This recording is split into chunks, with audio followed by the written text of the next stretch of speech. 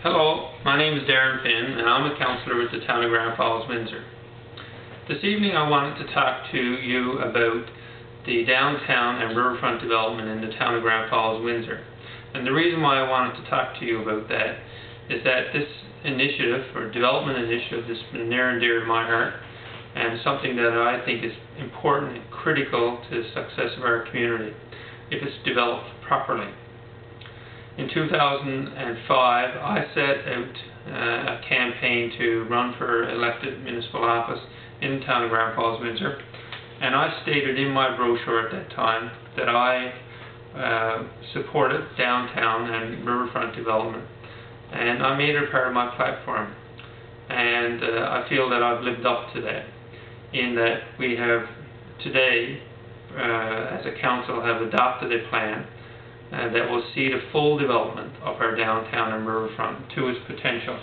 And this plan, recently adopted, is entitled the Riverfront and Downtown Development Plan, Grand Falls-Windsor.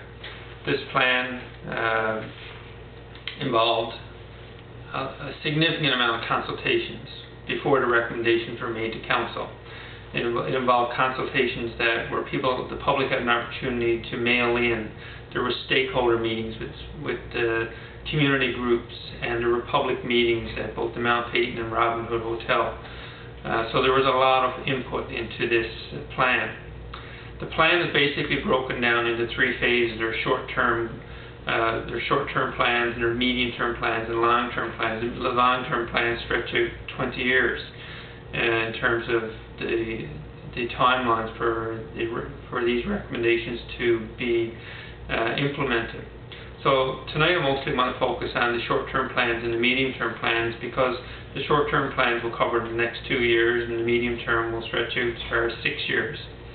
But in the short term, our council and what I support and what you can expect for me to support if I'm successful in continuing on as a councillor, is the continued investment of $11 million in the downtown and in the riverfront to develop parks and open space.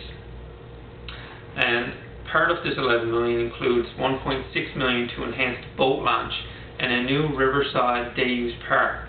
There's $1.7 million to develop what is called Gorge Park, which is a linear park with trails and cantilevered lookouts and interpretive signage that will interpret the Beothics and our early pioneers to the town of Grand Falls-Windsor. There's $330,000 earmarked for signage, $4.3 million for high street improvements.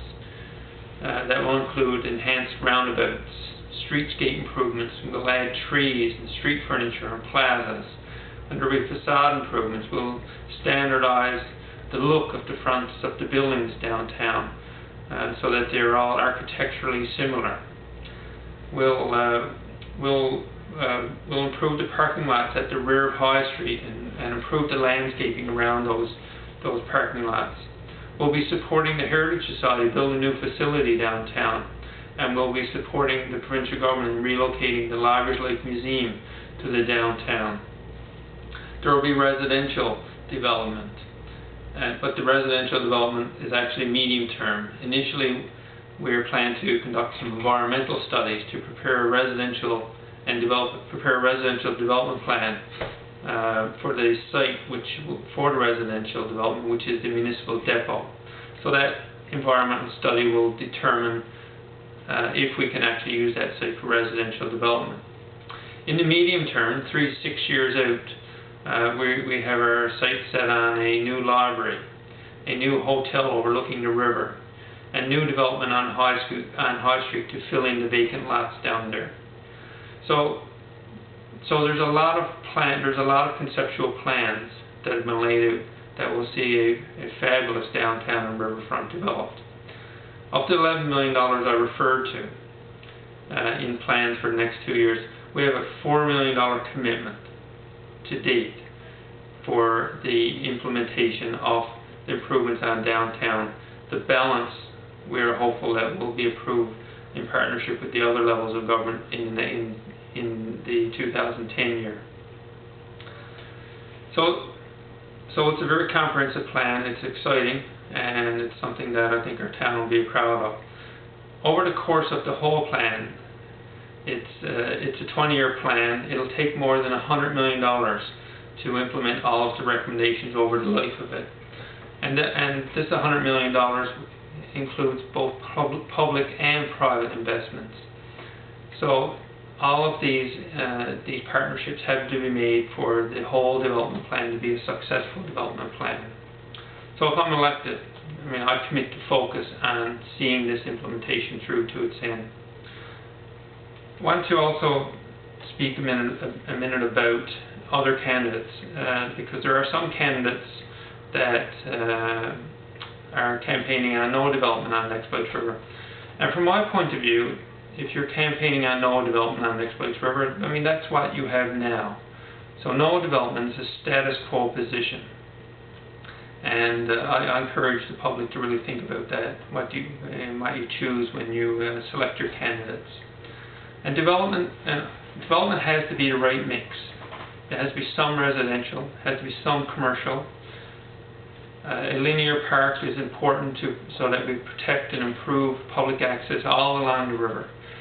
Trails have to be maintained, and we have to improve access to all along the riverfront. And if we do all of this right, and we have the right mix of public and private and non-profits developed on the riverfront, we will have a place that we can call the center of our community, and a place to be proud to bring friends and family.